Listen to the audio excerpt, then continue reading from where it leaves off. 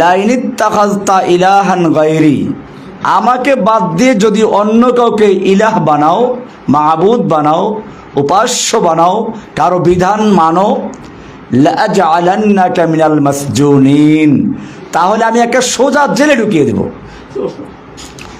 আমাদের দেশে দেখেন না, এক ফেরাউনই ছিল, মহিলা ফেরাউন, এও তার বিরুদ্ধে যে কথা বলতো তাকে জেলে ঢুকিয়েছে। এটা ফেরাউনের চরিত্র।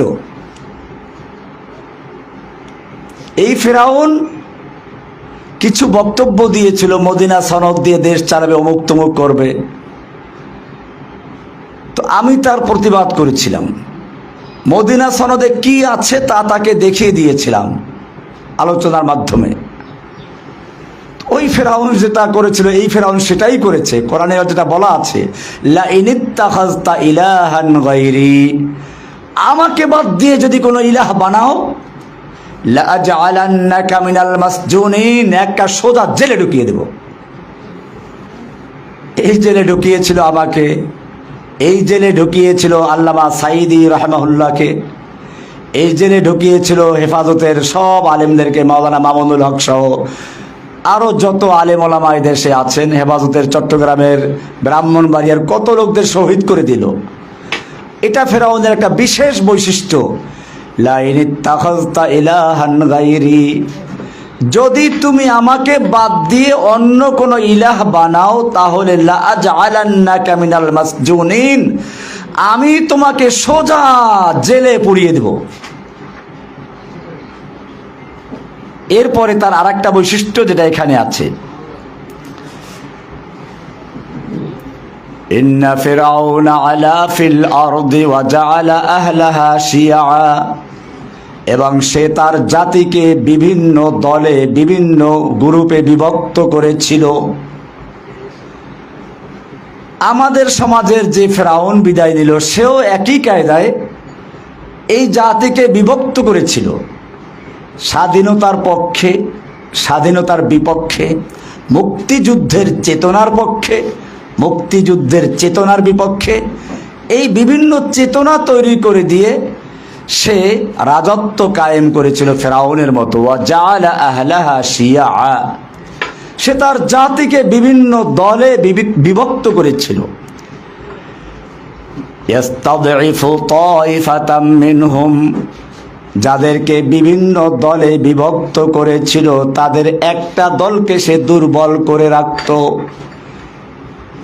তাদেরকে পুলিশ দিয়ে গ্রেপ্তার করাতো, বাড়িঘর লুটপাট করাতো।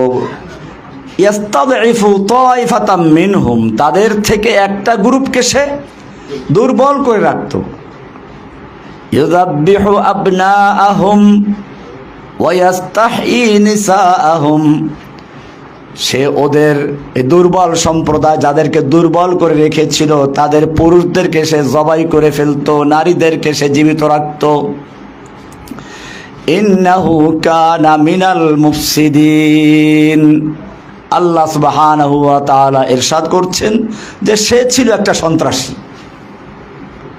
আমাদের ফেরাউনও কত বড় সন্ত্রাসী ছিল, তার সোনার ছেলেরা এদেশে না করেছে এমন কি অপরাধ আছে?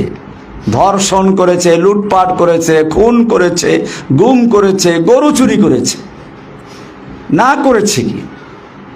ওয়া ইন্নাহু কানা মিনাল মুফসিদিন, সে ছিল একটা বড় সন্ত্রাসীদের মধ্য থেকে একজন, সন্ত্রাসীদের অন্যতম। এজন্য সে অন্যদেরকে সন্ত্রাসী বলতো। এদেশের আলেম ওলামা, ইসলামের কথা যারা বলে তারা সব সন্ত্রাসী। এজন্য সে বিভিন্ন অজুহাত দেখিয়ে দেশের ইসলাম প্রিয়, কোরআনের যারা কথা বলতো এদেরকে সন্ত্রাস বিরোধী আইনে মামলা দিয়ে সব সন্ত্রাসী বানিয়ে জেলে ঢুকিয়ে দিয়েছিল।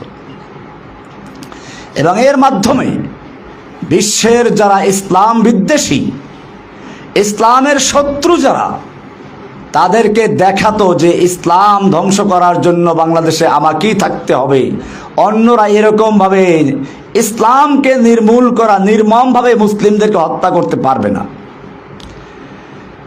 আর এ কারণেই সে এই জঙ্গি নাটক সাজিয়ে এতদিন পর্যন্ত ব্যবসা করে এসেছে। কিন্তু ঘুঘু তুমি প্রতিদিন ধান খেয়ে যাও, আজকে ফাঁদে পড়েছ। এই ঘুঘু ধরা পড়েছে জঙ্গি নাটক সাজিয়ে সাজিয়ে। এই 1.5 যুগ পর্যন্ত সে ক্ষমতা পাকাপোক্ত করতে পেরেছিল, কিন্তু শেষ সময় এসে এদেশের বলতে বলতে যখন তার জিহ্বাটা লম্বা হয়ে গেছে, এক সময় সে দেশের ছাত্র জনতা এবং সবাইকে সে রাজাকার বলে দিয়ে দিল। পতন যদি আসে এভাবেই আসে। চিংড়ি মাছ, আমার মা বোনরা ভালোই বুঝবেন, চিংড়ি মাছ যখন পানিতে সাঁতার কাটে, সামনে যখন হাঁটে তখন একটু একটু করে হাঁটে, আস্তে আস্তে হাঁটে। কিন্তু সামনে যদি কোনো বাধা পড়ে তো সে পিছন থেকে এক লাফে 10 মিনিটে যা গেছে সে এক লাফে পিছনে তার চেয়ে বেশি যায়। তার মানে চিংড়ি মাছ সামনে যা আগায় তার চেয়ে পিছনে আগায় বেশি। কারণটা কি? আমার মা বোনরা আপনারা ভালো বুঝতে পারবেন। চিংড়ি মাছের মাথায় পায়খানা থাকে। চিংড়ি মাছের মাথায় কি থাকে? দেখবেন যে চিংড়ি মাছের মাথায় মগজ আর পায়খানা কাছাকাছি থাকে। যেহেতু ওর মাথায় থাকে পায়খানা, এ কারণে সামনে যা আগায় তার চেয়ে পিছনে আগায় বেশি। আমাদের হাঁচু আপার মাথায় পায়খানা ঢুকেছিল। এই হাঁচু আপা কুফফারদেরকে খুশি করার জন্য, ইসলামের শত্রুদেরকে খুশি করার জন্য এদেশের হক্কানি ওলামায়ে কেরাম, মুফাসসিরে কোরআন, কোরআনের পাখিদেরকে এক এক করে জেলে ঢুকিয়েছে। আল্লামা সাঈদী সাহেবকে নির্মমভাবে হত্যা করেছে, আমাকে নির্মমভাবে নির্জন কারাগারে অত্যাচার করেছে। এইভাবে কত আলেমদেরকে এখনো তারা কারাগারে জেলে আবদ্ধ করে রেখেছে। আমরা দেখেছি এর কারণ হচ্ছে তার মাথায় ইসলাম বিদ্বেষের কেয়ারা ঢুকেছিল, পোকা ঢুকেছিল, পায়খানা ঢুকেছিল। সেজন্য সে যতটুকু সামনে আগাতো তার চেয়ে বেশি পিছনে আগাতো। এক রাজাকার বলে এমন এক ধাক্কা মেরেছে যে ধাক্কায় তার সব পিছনে ফেলে তাকে একেবারে পালাতে বাধ্য করেছে।